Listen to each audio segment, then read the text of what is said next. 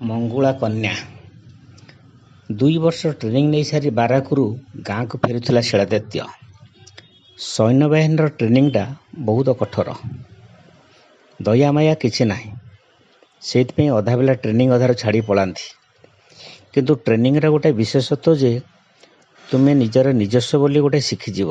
କାହା ଉପରେ ନିର୍ଭର ନ କରି ଏକୁଟିଆ ସବୁ କରିପାରିବ ବା ଚଳିପାରିବ। ସେହି ସକାଶେ ସେ ପିଲାବେଳରୁ ଅନୁଭବ କରିଛି ଯେ ସିପାହୀମାନେ କାହିଁକି ନିର୍ଦ୍ଦୟ। ବସ୍ରୁ ଓହ୍ଲାଇ ଗାଁ ଆଡ଼େ ମୁହାଁଇଲା ଶିଳାଦିତ୍ୟ। ବସ୍ଠାରୁ ଗାଁଟା ପ୍ରାୟ 3 କିଲୋମିଟର ଦୂର ହେବ। ଗଡ଼ଜାତ ଅଞ୍ଚଳର ଗାଁ। ପାହାଡ଼ର ସମୁଯିବା ସନ୍ଧ୍ୟାବେଳେ ବହୁତ ଭଲ ଲାଗେ। ବିଶେଷ କରି ସନ୍ଧ୍ୟା ସମୟରେ ସୂର୍ଯ୍ୟଟା ପାହାଡ଼ ତଳେ ଲୁଚିଯାଆନ୍ତି, କିନ୍ତୁ ସୋରିଷ କିଆରୀରେ ଅନ୍ଧାର ଆସିନଥାଏ। ସୋରିଷ ଫୁଲଗୁଡ଼ାକ ହଳଦୀ ସୁନା ପରି ଚକ୍ ଚକ୍ ଦୋହଲୁଥାନ୍ତି ପବନରେ। ମୁହଁ ଅନ୍ଧାର ବେଳକୁ ଚାଲି ଚାଲି ପ୍ରବେଶ କଲା ଗାଁ ଭିତରକୁ। ଖୋର୍ଦ୍ଧାଗଡ଼ର ଗାଁଟିଏ। ଦୁଇପଟେ ଘରଗୁଡ଼ାକ, ମଝିରେ ବହିଯାଇଛି ସର୍ପିଳାକୃତିରେ ଗାଁ ଦାଣ୍ଡଟି। ଜିଲ୍ଲାର ବଡ଼ ଗାଁଟା ବୋଧେ ତାଙ୍କର। ଉଚ୍ଚା ଉଚ୍ଚା ପିଣ୍ଡା ସାଙ୍ଗକୁ ପଥର ଦିଆ ଖୁଣ୍ଟ। ଗାଁର ଆରମ୍ଭରେ ଗ୍ରାମ ଠାକୁରାଣୀ ମା କୁତାମଚଣ୍ଡୀ ଓ ଗାଁ ଶେଷରେ ଭାଗବତ ଘର। ଗାଁ ମଝିରେ ପାଇକରା ବାବୁଙ୍କର ଗୋଟେ ବଡ଼ ଚଉରା, 10 ଫୁଟରେ 10 ଫୁଟ ହେବ। ପ୍ରାୟତଃ ସେଠାରେ ଗୋଟେ ସବୁଦିନିଆ ମିଟିଂଟା ହୁଏ। ଏତକ ଭାବୁ ଭାବୁ କେତେବେଳେ ଘର ଦୁଆର ମୁହଁରେ ପହଞ୍ଚିଗଲାଣି ତାର ଆଉ ଧ୍ୟାନ ନାହିଁ। ଗାଁରେ ପ୍ରାୟତଃ ସନ୍ଧ୍ୟାବେଳେ ଚୁଲି ବସେ। ଘରେ ଗ୍ୟାସର ଫ୍ୟାସିଲିଟି ଥିଲେ ବି ଚୁଲିରେ ଭାତ ହେବାଟା ଥୟ। ମୋ ଆସିବା ସୁରାକଟା କେହି ଜାଣିନଥିଲେ। ବୋଉ କୁଆଡ଼େ ଗଲୁ? ଶିଳାଦିତ୍ୟ ଡାକଟାଏ ମାରିଲା। ବିଜୁଳି ଚମକିଲା ପରି ସବୁ ଘରେ ଜଣେ ଜଣେ ବାହାରି ଆସିଲେ, କେବଳ ବାପାଙ୍କୁ ଛାଡ଼ି। ବୋଉ ପାଟିରୁ ବାହାରି ପଡ଼ିଲା, ଇଲୋ ମୋ ପୁଅ ଆସିଲାଣି ରେ। ଭଉଣୀ କହିଲା, ବାପା ବାପା ଭାଇ ଆସିଲାଣି। କିନ୍ତୁ ବାପା ନିର୍ବିକାର ଭାବରେ ବସି ରହି କହିଲେ, ଆରେ କେତେବେଳୁ ଆସିଲେଣି, ତା ପାଇଁ ଗୋଟାଏ କ'ଣ ଖାଇବାକୁ କର। ସମସ୍ତଙ୍କୁ ମୁଣ୍ଡିଆ ମାରା ପର୍ବ ସାରି ଗୋଡ଼ ହାତ ଧୋଇ ଆରାମରେ ଟିକେ ସୋଫା ଉପରେ ବସି ପଡ଼ିଲା ଶିଳାଦିତ୍ୟ। ଆ ଭିତରେ ବୋଉର ଓ ଭଉଣୀର ମିଶି ଗୋଟେ ଭଲ ଗାଉଁଲି ଖାଦ୍ୟ କରିଦେଲେ, ଯାହାକି 2 ବର୍ଷ ହେବ ସେ ପାଇନଥିଲା। ସେଇଟା ହେଲା ଦେଶୀ ଠୁସି କଙ୍କଡ଼ାର ଝୋଳ ସାଙ୍ଗକୁ ନାଲି ଉଷୁନା ଚାଉଳର ଭାତ। ଅମୃତ ଭଳିଆ ଲାଗୁଥିଲା ତାକୁ। 2 ବର୍ଷ ପରେ ସେ ମଣ୍ଡାଖିଆ ଅସୁର ପରି ପେଟ ଭରି ଖାଇଲା। ସେତିକିବେଳେ ତା ସାନ ଭଉଣୀ ସୁମି ବୋଉକୁ କହିଲା, ବୋଉ ମୁଁ ଯାଉଛି, ସେମାନେ ଡାକିଲେଣି, ମୁଁ ଟିକେ ସାରିକି ଆସିବି। ହଉ ଯା, ଭାଇ ଆସିଛି କହି ଶୀଘ୍ର ପଳେଇ ଆସିବୁ। ସିଏ ରାତିରେ କୁଆଡ଼େ ଗଲା କି ବୋଉ? ବୋଉକୁ ପଚାରିଲା ଶିଳାଦିତ୍ୟ। ସାଙ୍ଗମାନେ ତାର ଡାକିଲେଣି ତ କୁଆଁର ପୁନେଇ ଗୀତ ଗାଇବାକୁ, ସେଇଥିପାଇଁ ଗଲା। ହଉ। ଏତକ କହି ହାତ ଧୋଇ ବିଛଣା ଆଡ଼କୁ ଗଲା ଶିଳାଦିତ୍ୟ। ଗାଁରେ ପ୍ରାୟତଃ ରାତି 9ଟା ବେଳକୁ ଲୋକେ ବେଡ଼କୁ ଯାଆନ୍ତି। ଆଗ ଭଳି ଆଉ ପିଣ୍ଡାରେ ବସି କଥାବାର୍ତ୍ତା ହୁଅନ୍ତି ନାହିଁ। ଚିତ୍ ହୋଇ ବେଡ଼ ଉପରେ ଶୋଇ କର୍ମସଂସ୍ଥା କଥା ଭାବୁଥିଲା ବେଳେ ବୋଉ ଆସି କହିଲା, ଟିକେ ଗୋଡ଼ ମୋଡ଼ିଦେବି। କେତେ ବାଟ ଚାଲି ଚାଲି ଆସିଛୁ ଦେଖେଇଲୁ, ମୁଁ ଟିକେ ଘଷି ଦିଏ। ସେ ହସି ହସି କହିଲା, ଏ ଆଉ ତୋ ପୁଅର ଗୋଡ଼ ହୋଇ ନାହିଁ ଲୋ ବୋଉ, ଏ ଭାରତ ମାଆର ଗୋଡ଼। 2 ବର୍ଷ ଭିତରେ ଏ ଗୋଡ଼ଟା ଲୁହା ହେଇଯାଇଛି। ୟାକୁ ଆଉ ମୋଡ଼ା ଘଷା ଦରକାର ନାହିଁ। ଏତିକିବେଳେ ମିଳିତ ସ୍ୱର ଶୁଭିଲା, କୁଆଁର ପୁନେଇ ଜହ୍ନଲୋ ଫୁଲ ବଉଳ ବେଣୀ, କଦମ୍ବ ଗଛର ଛାଇଲୋ ଫୁଲ ବଉଳ ବେଣୀ। ଗୋଟାଏ ମଧୁର ସ୍ୱର ବାହାରି ଆସୁଥିଲା ତା ଭିତରୁ। ବଇଁଶୀର ସୁନ ଆକର୍ଷଣ କଲା ଭଳି ମିଳିତ ସ୍ୱର ଭିତରୁ ସେ ସ୍ୱରଟି ବାରି ହୋଇ ପଡ଼ୁଥିଲା। ସେ ସ୍ୱରରେ ଆକର୍ଷିତ ହୋଇ ବେଡ଼ରୁ ଉଠି ଠିଆ ହୋଇ ଧୀରେ ଧୀରେ ଚାଲିଲା ଗୀତ ଗାଉଥିବା ପିଲାମାନଙ୍କ ଆଡ଼କୁ। ବଡ଼ ଚଉରା ଉପରେ 10-12ଟି ଝିଅ ଗୋଲ ହୋଇ ବସିଥାନ୍ତି। ମଝିରେ ଲାଗିଛି ଇଲେକ୍ଟ୍ରିକ୍ ଲ୍ୟାମ୍ପ। ଏକ ସ୍ୱରରେ ଗାଉଛନ୍ତି ଗୀତ। ତା ଭିତରେ ବସିଛି ସୁନ୍ଦରୀ ଝିଅଟିଏ। ଗୋରା ତକ୍ ତକ୍ ଚେହେରା ସାଙ୍ଗକୁ ପୂର୍ଣ୍ଣଚନ୍ଦ୍ର ପରି ମୁହଁ। ଲ୍ୟାମ୍ପରେ ଆହୁରି ଚିକ୍ ଚିକ୍ ଦେଖାଯାଉଛି।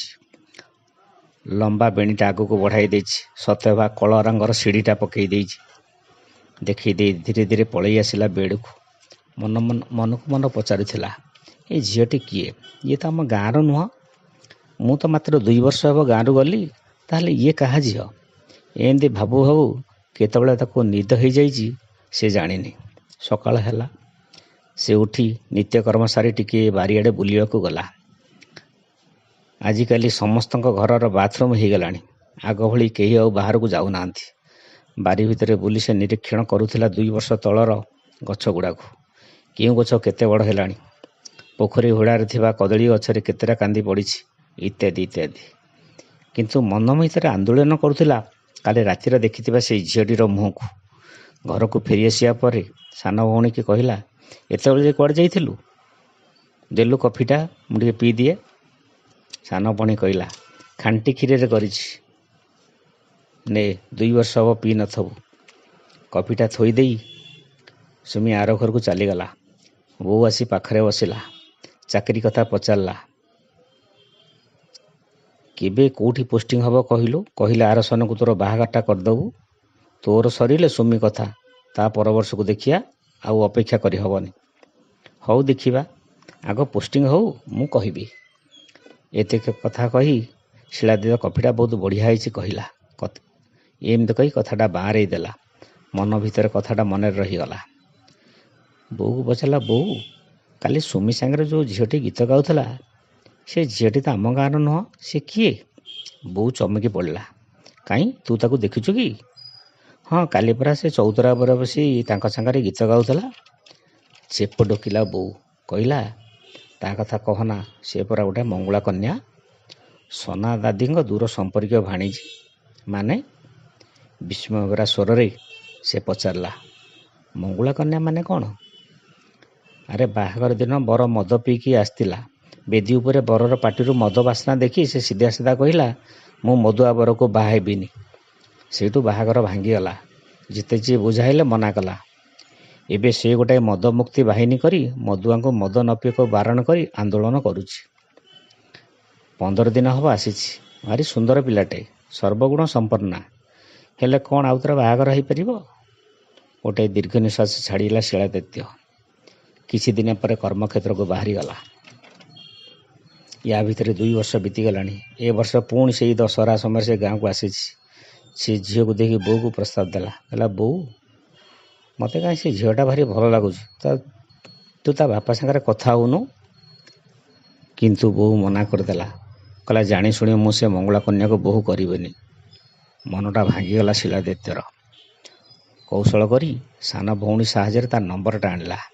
ତା ସାଙ୍ଗରେ କଥା ହେଲା ମଦମୁକ୍ତି ବାହିନୀ ବିଷୟରେ।